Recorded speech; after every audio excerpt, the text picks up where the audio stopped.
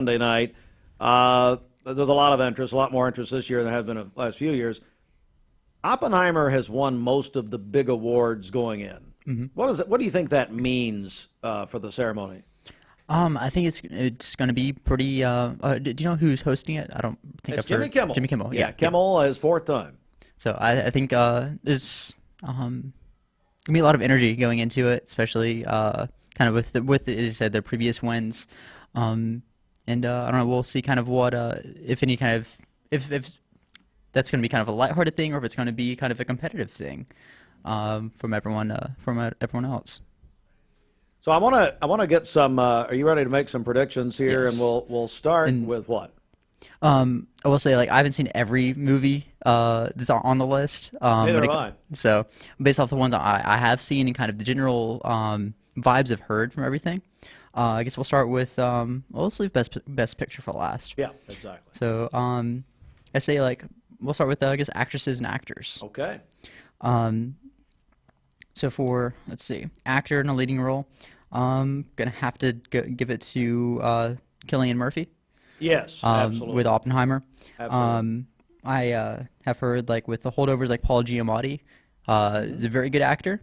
Yeah. So we'll kind of see how the energy behind that is. Let me give you a dark horse pick there, and only because of the way the Oscars does things, watching them most of my life. I'm going to say Bradley Cooper could win an Oscar for Maestro because just looking at how the Academy does things, I think Cillian Murphy will win.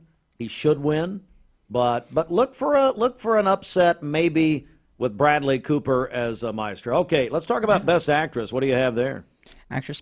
I'm going to have to go with Lily Gladstone for Killers of the Flower Moon. Yeah. She did a very good job in that. It's a very kind of historical timepiece feature. I think she did a really good job of portraying that side of the story that was being told. I'm going with Lily Gladstone. Also, I do think she'll win. That's a Martin Scorsese film, but you don't get much better than that. All right, so actor, actress. Let's do director. Who do you think is going to win Best Director? So Christopher Nolan has never actually won Best Director, Best Picture, or anything. I could see this could be his year. Like, if he could get Best Picture and possible Best Director, that would be amazing. So I'm gonna hope for him as the Best Director. Me too. I don't think there's any way that that he's not going to win Best Director, and so I'm going to go with the same. All right. Well, here we go. How many pictures are nominated? How many films are nominated for Best Picture? Is it 10? 10. Okay. All right, so we know there's some fierce competition. Before you give us your pick of who is going to win, maybe not who you feel is going to win, who is going to just overall, what do you think?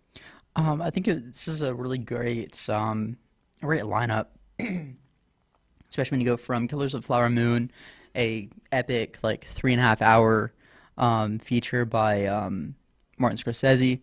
Then you have some of your smaller ones, like you have Poor Things and kind of Zone of Interest. I believe Zone of Interest is a more kind of historical thing. I don't know anything about it, really. I've heard about it a little bit. And then You're Mr. Movies, you better have. And then, of course, we have Barbie with Best Picture. So that one's more, I don't see that one as winning, but I see that one more as kind of, for it to be nominated at least, it is really big. It is. It's huge. All right, who's going to win? So I'm gonna have to go with Oppenheimer. But as much as we've talked about it over the past, like, several times we've been done at the movies, at the Oscars, I'm just gonna have to root for it. Get Christopher Nolan his first Best Picture win. I think it'll be good. Best movie I've seen in a long time, and I do believe it's going to win. I believe that I don't see an upset like we've had, and even in recent years there have been upsets. But yeah, I think Oppenheimer will take it. Christopher Nolan will win Best Director. Gideon Ratcliff, we call him, at least since this morning, Mr. Movies. He keeps us on top of things. And, hey, don't forget, we are giving away a pair of movie passes to the UEC 14. It's our Oscar edition of Free Movie Friday. So we have those on our social media, but also Mike Lee will give away a pair of movie passes, UEC 14, this afternoon on the Mix Afternoon Drive, driven by Mountview Nissan of Cleveland. All right. Got another one for me? Oh, I just just want to say, Dune Part Two, amazing.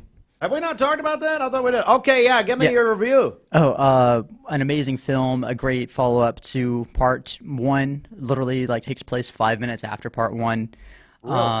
Beautiful score by Hans Zimmer. I think it's even better than the first one. It's a beautiful film. Puts Dune Part One is one of my favorite films of all time. It's already my favorite sci-fi film of all time. So now this and its sequel are kind of a formidable force when it comes to that. Denis Villeneuve did an amazing job. Cinematographer Greg Fraser. I didn't realize he actually worked on Rogue One, The Batman, The Mandalorian, some of these huge things I already love. So learning more about him. So going into Dune Messiah, which is going to be the end of the trilogy, at least for the ones Villeneuve is going to make. It's just going to be an epic trilogy, and I'm super excited to see what they follow up with. All right, that sounds great. And Gideon, thank you very much.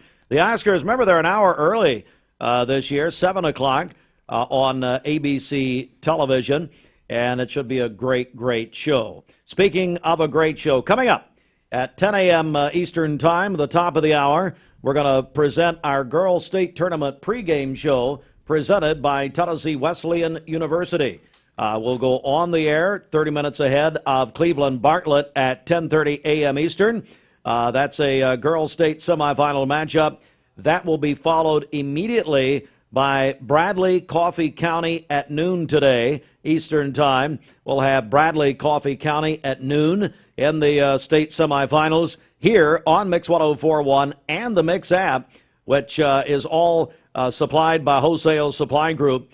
Download the app for free from our website, mymix1041.com. You can easily listen on your phones and mobile devices through our app, thanks to CHI Memorial. So we're going to get back to some, we'll take a break here, get back to some music until the top of the hour. We are Mix 104.1, our exclusive coverage of the state semifinals, again, at 10 begins at 10 o'clock this morning. Stand by. Do you suffer from